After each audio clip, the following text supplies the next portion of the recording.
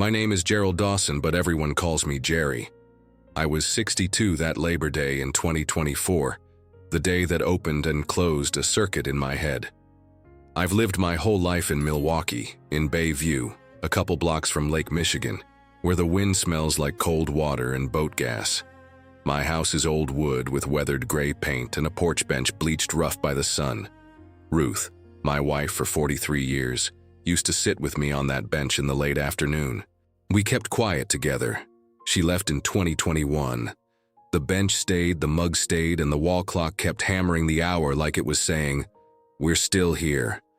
I'm a retired electrician out of IBEW Local 494.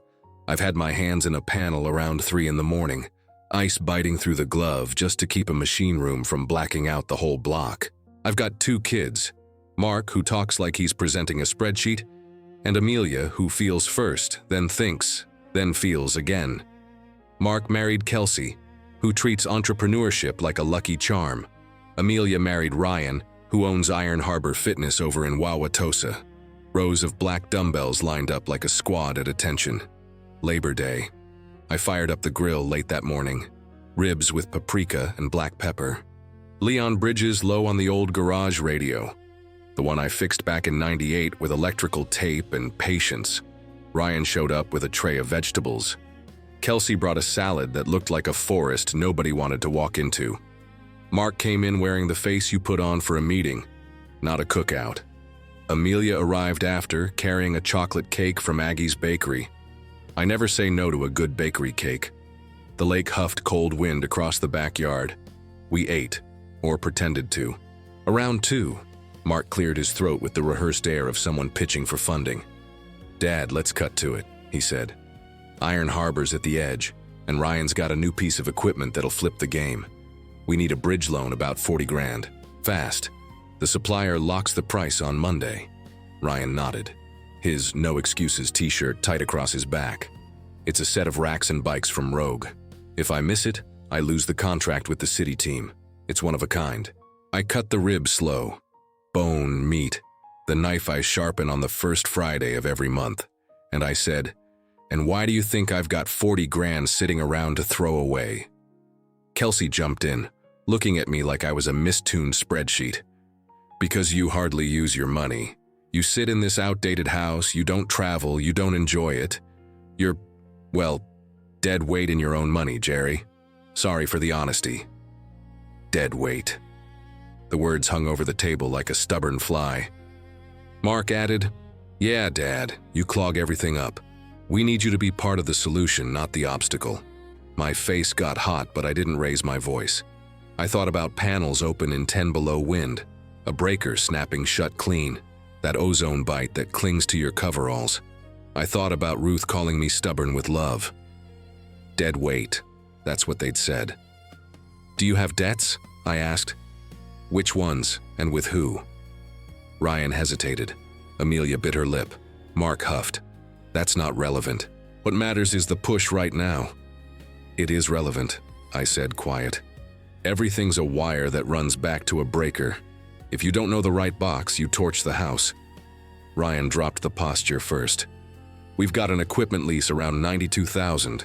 Just over 68 still owed. Badger Capital Leasing sent notices. We're almost 3 months late. And there's an advance on Kelsey's card, a little over 12 grand. And Amelia, she bought inventory for her site." Amelia shrank in her chair. "A little over 9 grand. I was going to sell it at Christmas."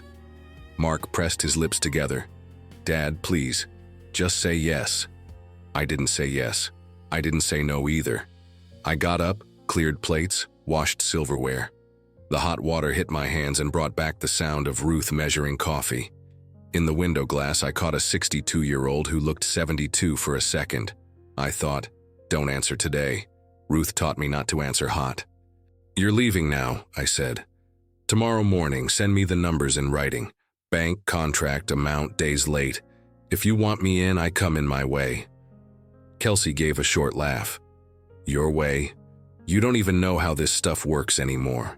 "I know how to tighten a screw without stripping the threads," I said. "That's enough." They left offended. The house held the smell of cold ribs and wind. I took Ruth's notebook, hard cover, tired rings. I wrote, Badger Capital Leasing, just over 68 grand, almost 3 months. Card, a little over 12. Amelia Inventory, a little over 9. And under that I wrote, worse than lending, grab the main feed. I didn't know it yet, but that notebook was going to guide every decision, not just at home. If you've ever been called dead weight at your own table, you know there are only 2 paths. Swallow it, or power up what needs it. I powered up. If you want to know how dead weight took over the debt and flipped the order of things, stay with me. What I did next, no one in my family saw coming. Monday morning around 9, Ryan's email landed with crooked PDFs. The contract with Badger Capital, the lease note, the UCC-1 filing, a right-to-cure window of a day. That legal mouthful I've learned to respect by the smell of the paper. When the contract is clear, the law just keeps pace. Before I opened anything, I took black coffee out to the porch. Lake wind slid up my sleeves. I remembered Ruth in 1987, when a cold snap froze the lock on our Ford Tempo. I warmed the key with a lighter and turned it. She laughed and said, "You'll always find a way to open the door, Jerry." That morning in 2024, I heard her again. Open the door the right way. I was born in '62 on 16th and Mitchell. My dad ran a lift bridge. My mom worked in a kitchen. At 19, I got into Local 494. I started at just over $7 an hour, then 9 and change, then about 12. By 28, I was pulling cable on a factory roof in the Menomonee Valley. In winter, we warmed our hands with weak coffee in the truck's engine heat. At home, I counted coins with Ruth to cover about $1,100 for the mortgage and a bit over $200 for the light bill. Some months we'd have a little over $30 left. Some months we'd come up just under 50 short, and I'd take a side job putting outlets in the neighbor's basement. Our kids grew up to the clatter of tools in a bucket. When Mark was 8, he asked grown-up questions. If the light turns off when we flip the switch, where does the light go? Amelia was 5, and thought every rubber smell meant Dad was home. In 2003, I clocked in for a night shift, snow and wind ripping through the city, and Ruth stayed home holding the 2 of them during a blackout. I came back a little after 6 in the morning with ice on my mustache. She cried with relief. That's when I understood her invisible work always cost more than mine. In 2010, I bought a wall clock that hits hard. The hand makes the circle and it strikes, and strikes, calling out the hour. When Ruth left in 2021, I kept the clock. The tick-tock held the house with me. She kept me moving even in her absence. I opened Ryan's PDFs and underlined every line in red. Collateral, all equipment listed on Schedule A. Plate racks, 24 kettlebells, 8 barbells, 6 bikes. Default, 90 days. They were 1 day shy. Remedies, repossess peacefully. Legal English sounds thick, but if you read it slow, you see it's a tool, not a weapon. I noted, Schedule A, 6 bikes, 8 bars, 24 kettlebells. I jotted the broken out amounts. Past due payments a little over $9,000, penalty roughly $2,000, legal fees about $400, total just under 12 grand. I ran the math twice. If the main feed was there, I needed the right tool. In law, my tool is named Marla Chen. Marla's an attorney in the 3rd Ward. I met her through Joe from the hall when I had to fix the deed after Ruth died. Marla is precise, low voice, plain shirts, listens like she's tuning a violin. I called. "Marla, it's Jerry. I need help with a family situation." "Tell me," I explained. Iron Harbor, Badger Capital, the lease, almost 3 months late. A right-to-cure window that would close at noon the next day. "You want to help without becoming a puppet," she said. "Buy the debt, Jerry. If Badger Capital wants to clear the paper, you can acquire it at a discount. You become the creditor. You set the tempo. No aggression, all inside the law. How do I buy it? Assignment of the note and security agreement. We record the transfer of the UCC-1 with a UCC-3. I'll negotiate for you. And Kelsey's card, Amelia's inventory, Cards are lousy to buy, fees, big bank nonsense. The inventory, we can talk later. The main feed is the lease. Pull the air out of that balloon and the rest goes flat. And if they call me something worse than dead weight? The law doesn't have ears, Jerry. Do the right thing. The noise passes. A little after 11, Marla called me with Badger Capital's manager on the line. He reeked of hurry. "You've got a lease in default. Iron Harbor Fitness, Ryan Mathers," she said. "My client wants to buy the note. What's your price for an assignment today?" 10 seconds of silence. I counted by the clock's tick. 18 cents on the dollar for the balance, he said. I need to clean the book. 18% of roughly 68 grand comes out to just over 12. I wrote the number in big block letters. Just over 12 grand. By mid-afternoon, I was in Marla's office. I signed the note purchase agreement with my LLC, Dawson Harbor LLC, the same one I set up to rent out a little house Ruth inherited from her aunt in Kenosha. Assignment of chattel paper, UCC3 filed. By late afternoon, an email. Filing accepted, Wisconsin Depton of Financial Institutions.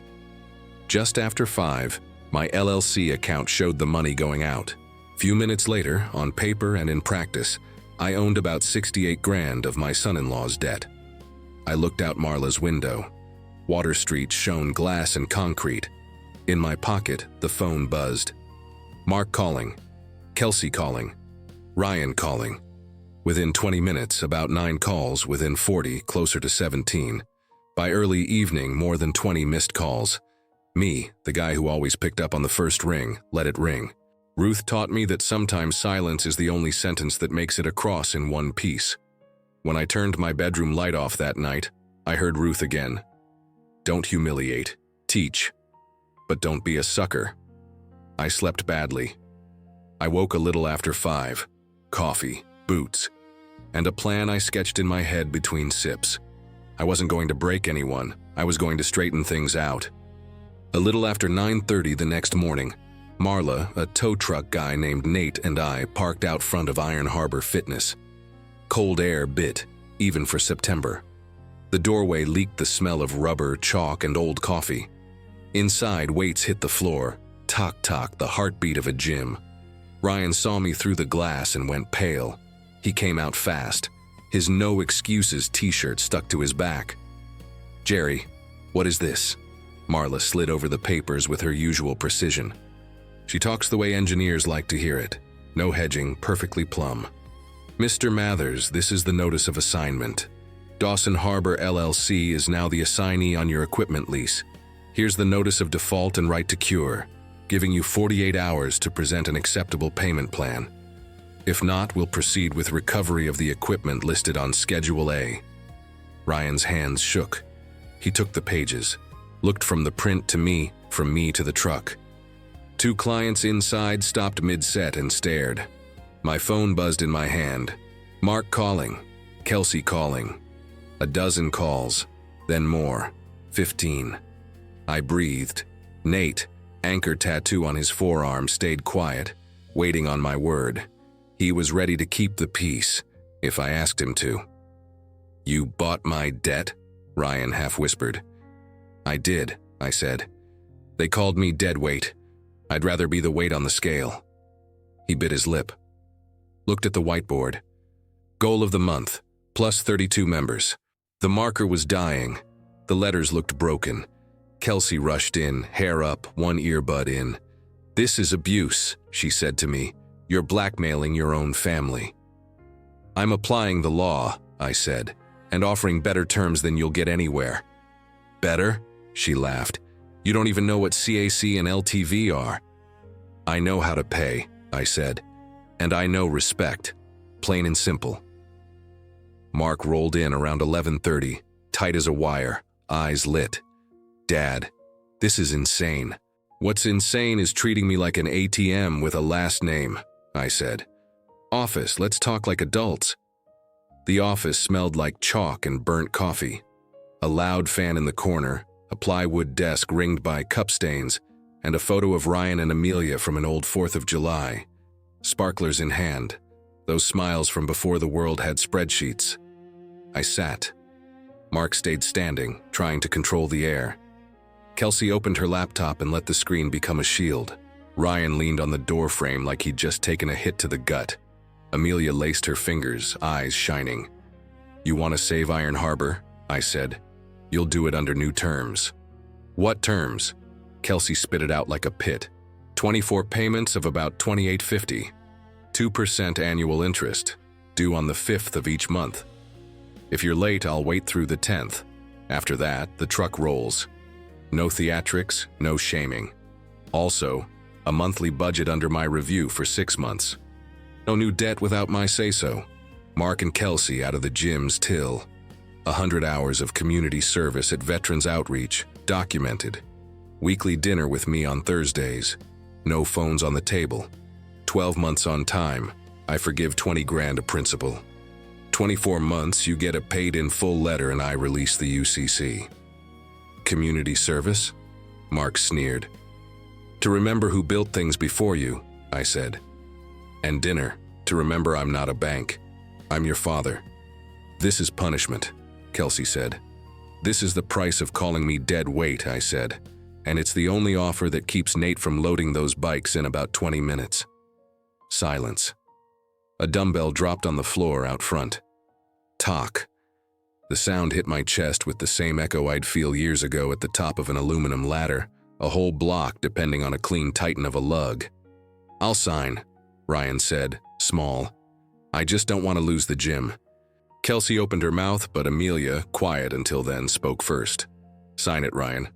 My dad's not here to run anyone over. He's here to put names on the wires. Names on the wires? Mark mocked. Mom did that at home, Amelia said. She wrote living room, bedroom, porch light on the breaker panel. We never burned anything down. Marla took my rough terms and gave them legal teeth. Forbearance agreement. Security agreement restatement.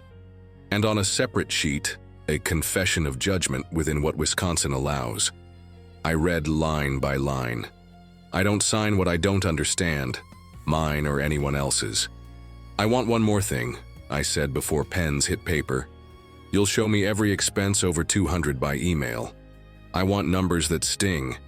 I want to see 2,837, 1,986, 447.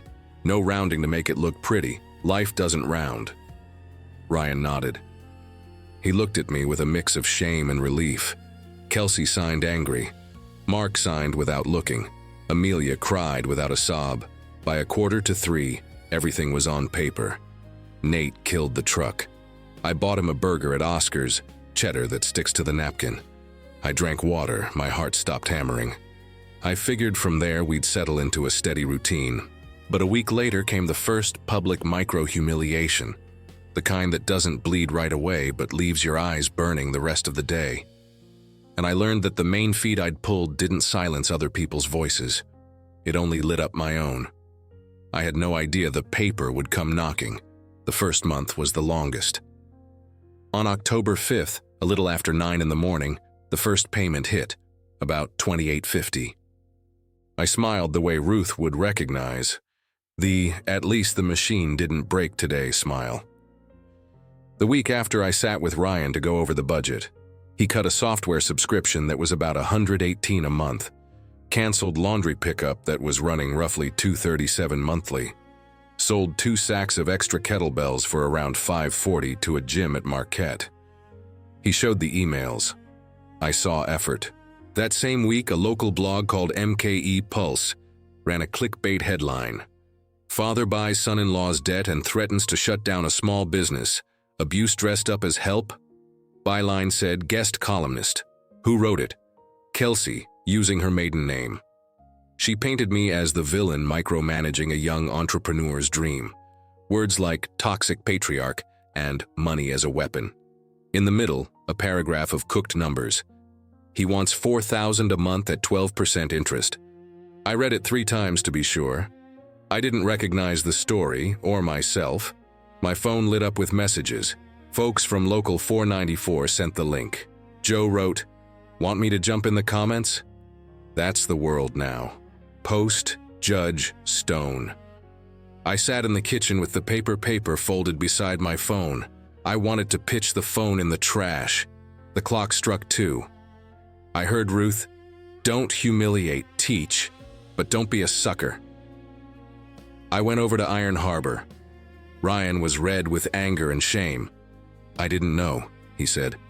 "I swear, Jerry, I didn't know. I asked them to pull it. I texted. I'm not fighting on their turf," I said. "I'm writing a letter, and I'm showing my work." I wrote, "An open letter to anyone who pays bills, and anyone who leaves them for others," and sent it to the same blog and to the Bayview Compass, the one that still prints ink that smudges your fingers. In it, I put numbers. I paid just over 12 grand for a debt around 68. I'm charging about $28.50 a month at 2% annual interest. I promised to forgive 20 grand after 12 on-time payments. I listed the items on Schedule A. I included a photo of the UCC3, with sensitive bits scraped.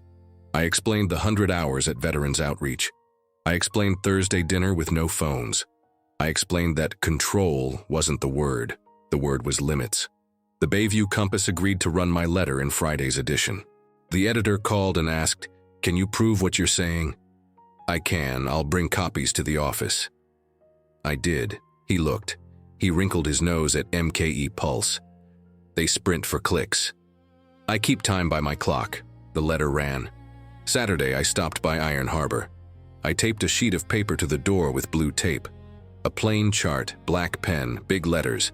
Iron Harbor takes in X, spends Y, leaves Z. Every dollar in October. A little over 18,000 in, just under 16,000 out.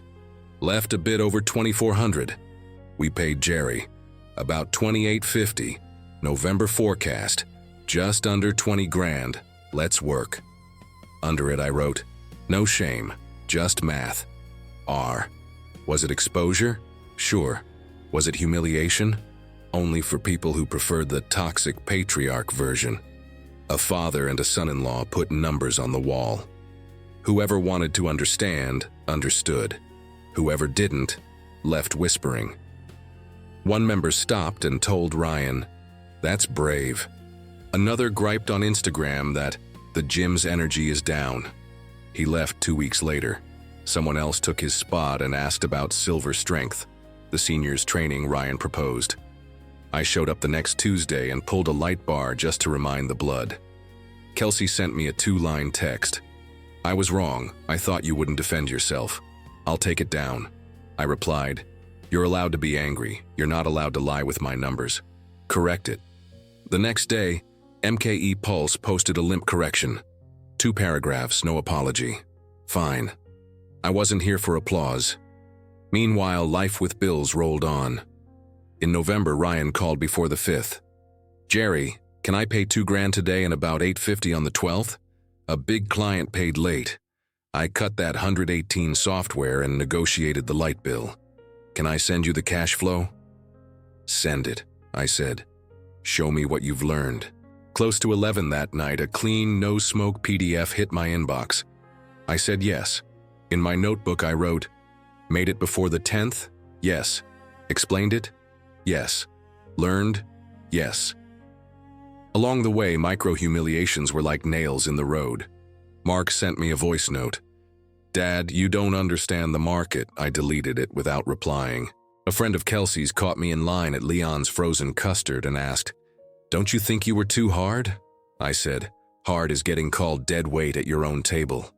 She stood there with her custard melting while she thought it over. I smiled at the kid behind the counter and asked for $4.13 in change. He handed me 4 even. I said, "I want the 13 cents too." He laughed. "I keep coins. Life is built on pennies." By the end of December, Amelia brought back a bag of sweaters she'd tried to sell on her site. She returned them to the supplier, ate the shipping, but saved the margin. She wrote "margin" in a notebook in her neat hand. For Christmas, she gave me a little leather journal stamped on the cover, things my dad taught me about invisible wires. I almost cried over the turkey. I grabbed onto a bad joke instead. January iced the cars. Ryan tossed salt on the sidewalk around 6:30. I swung by around 7 with coffee in a thermos and spotted the city license on the wall. Fee paid. About 98 bucks. I handed him a little bag of screws I'd picked up at Blifford for about $7.84. He looked puzzled. I said, "Screws are what keep things from falling when we're not looking." He tucked them away. It felt like the worst had passed. But in March, Kelsey came back with growth, influencers, campaign. I dropped the hammer. Until it's paid off, zero new debt. She pouted, rolled her eyes, muttered, "Control freak." Mark sighed like a spreadsheet breathes. I swam in my own slow breathing, and at the end of March, the weight we were still missing dropped. A city audit found a minor issue, an emergency exit blocked by a foam roller leaning wrong. Fine of $447. Ryan showed me the paper, embarrassed. I said, "Pay it, learn, and put that fine on the board for everyone to see." He did. Someone sniped in a photo comment, "What a shame to show that." A veteran standing there, close-cropped hair, Packers shirt, answered, "Shame is hiding it until it's a fire." I answered in my head, "Yeah, Ruth, you would have liked that one." Things really turned in May. MKE Pulse ran a second piece, this time by a staff columnist. Exposure or control? The controversial spreadsheet on Iron Harbor's wall. It hinted the transparency was a domination tactic and cited sources who asked not to be named. 2 members who'd quit. The line that called me an old man with old school ways made me laugh. The rest just wore me out. The night it ran, I sat on the porch bench and chewed on the wind. Ruth would have said, "Jerry, take them somewhere their noise doesn't work." I know a place where other people's noise turns to echo. It's called public paper. Next day I went to the Bayview Compass with an idea. "Can I buy a half page?" I asked. "You can," the editor said. "What do you want to print?" Iron Harbor's budget by quarter. Revenue, expenses, debt, payments, community service hours, side by side with where we started, with a note at the bottom that explains it. You think people will read that? It'll bring shame to the right folks and relief to the ones who deserve it. I paid a little over $600 for the half page. Headline, "After Dead Weight. How Honest Numbers Saved a Small Business." Under it, numbers with edges, the kind that hurt nice. Third quarter 2024. Mid-50s coming in, just over 60 going out. Loss a little past $6,000. Total debt about 68. Fourth quarter, just under 60 in, about 57 out. Profit a hair under 2,400. Debt mid-65s. First quarter 2025, just over 61 in, about 58 out. Profit almost 2,900. Debt around 62 and change. Second quarter, mid-60s in, roughly 61 out. Profit just over 4,300. Debt just under 60. In the footer. Veterans outreach hours a bit past 60 out of 100. Photo of hands holding a sack of groceries. I knew that half page would turn into talk at Leon's in the checkout line on the bus bench. I wanted talk. Good people need decent stories, or else they start thinking the loudest voice always wins. Thursday night at our no-phones dinner, I told them what I'd done. Mark went quiet for a long stretch. Kelsey side-eyed me. "You paid to brag," she said. "I paid to teach," I said back, "and to shield Ryan from whispers by people who don't read contracts." Ryan drew a breath. "I wish it hadn't happened like this," he said. "But I also wish my members would see that paying bills isn't shame." "Numbers don't humiliate," I said. "They light things up.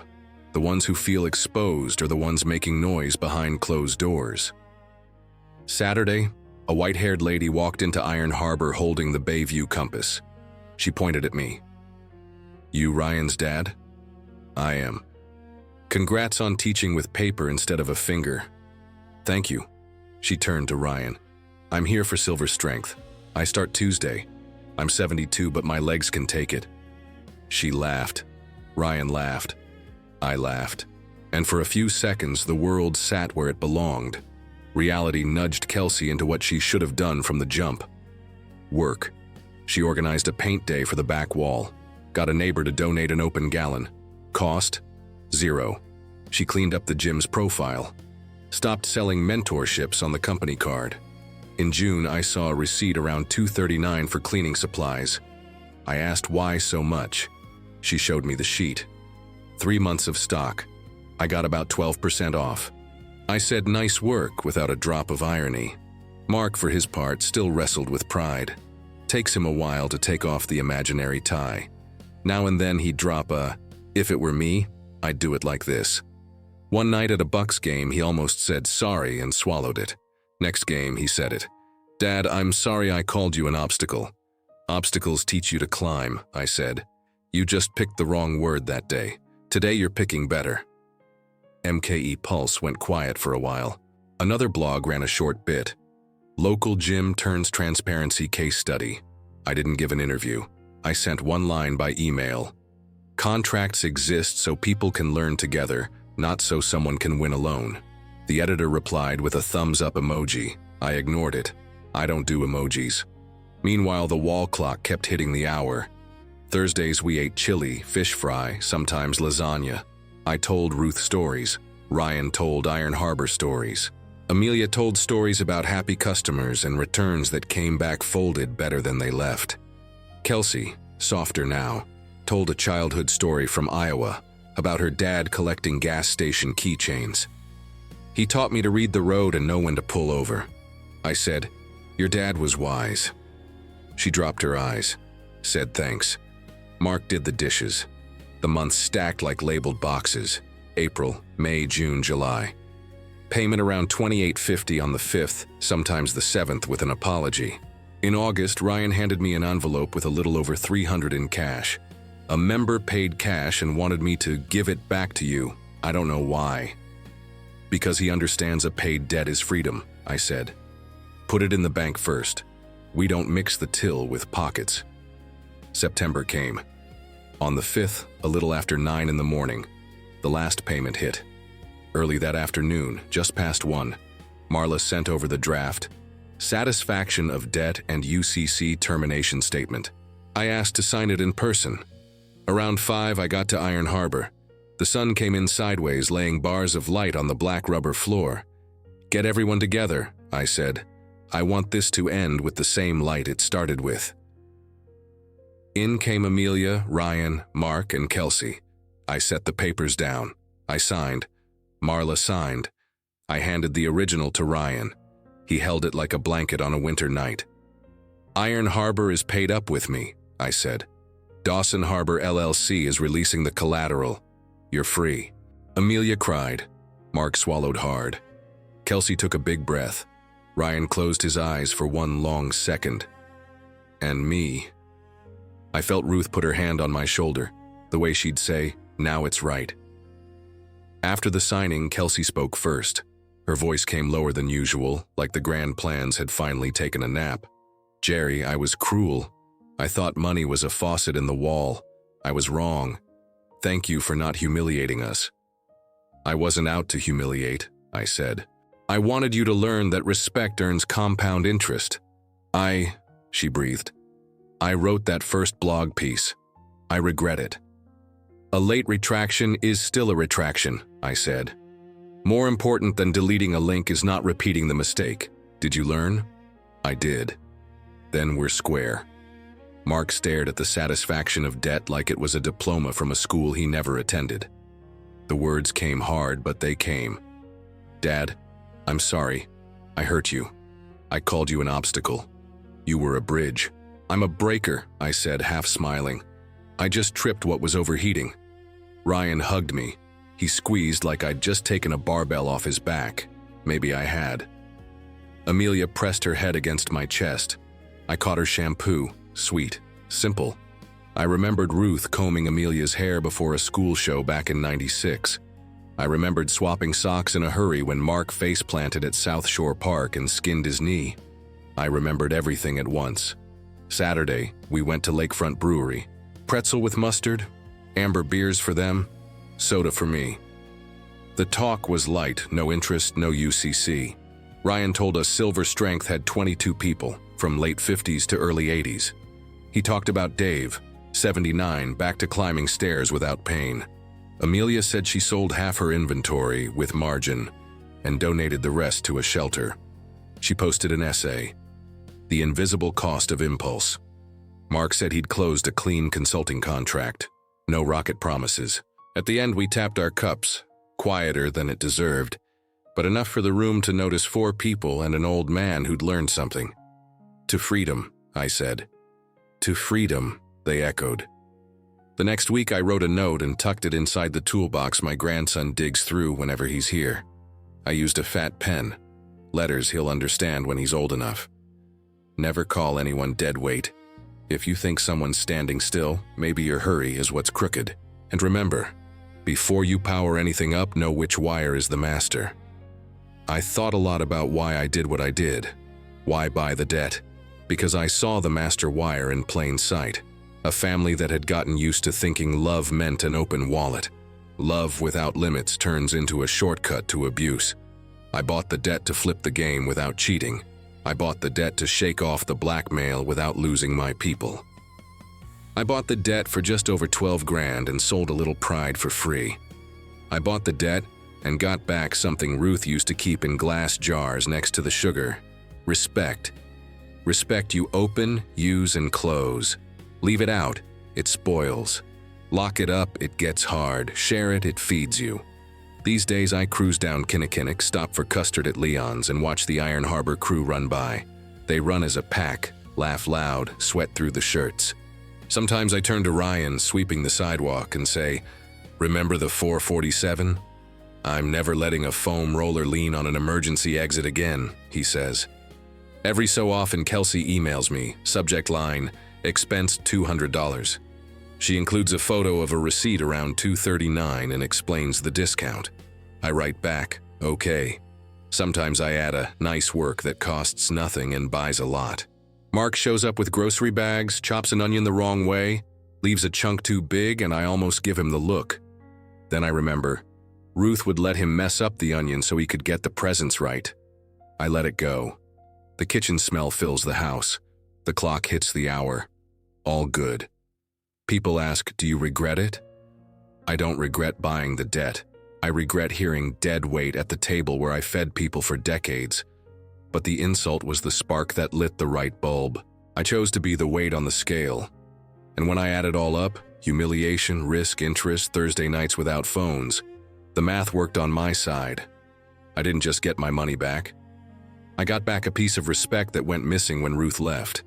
When she carried the house's teaching in her hands, and I thought it was effortless. Nothing's effortless. Everything is wire. I kept Dawson Harbor LLC quiet. A little house in Kenosha that rents for about $1,100 a month, 2 repairs, a bit over 300 and just over 600. That stung more than I expected and reminded me why I like tools. Sometimes a buddy from Local 494 calls and asks, "Would you buy my debt?" I say, I don't buy to save an ego, I buy to save people. And only if there's a master wire. At Iron Harbor, the wallboard became habit. Start of the month, the numbers go up. Money in, money out. Fines paid, costs dodged. Community service. In red when it hurts. In blue when it eases. Nobody's chasing shame.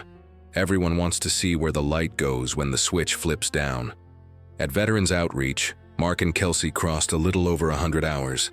They scrubbed bathrooms, chopped vegetables, hauled boxes, listened to old-timer stories that prove more than any photo ever will.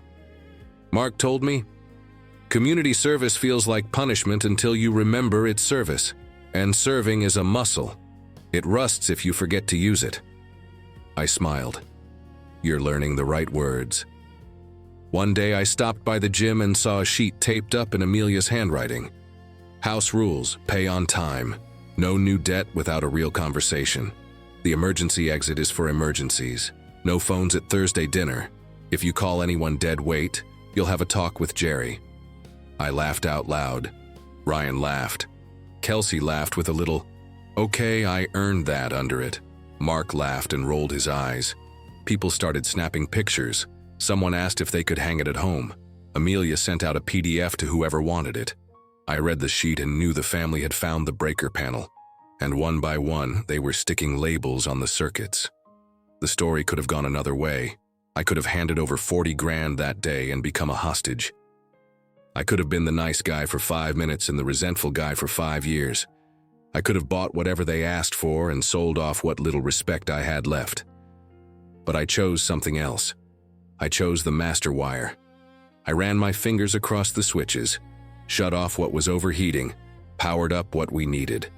And in the end, I wrote a note for my grandson and tucked it in the toolbox between the 9/16 wrench and a roll of black electrical tape.